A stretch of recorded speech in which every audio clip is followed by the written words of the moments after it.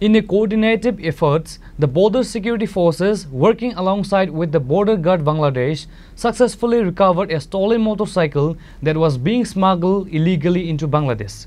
The recovered bike has since been handed over to the Khwai police.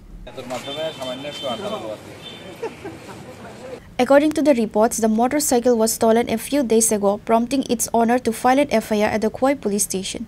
Upon registration of the case, the police promptly informed the BSF about the theft. Ultimately, it was through the joint initiative of the BSF and the police that the stolen bike was located and recovered.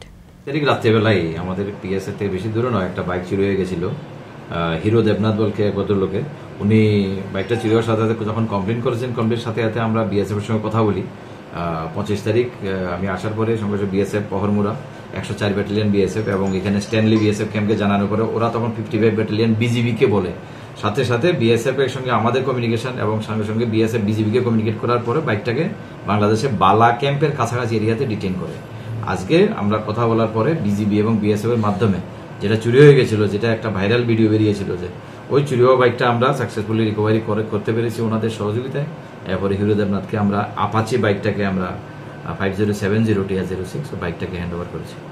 Bureau report চিনিখনা।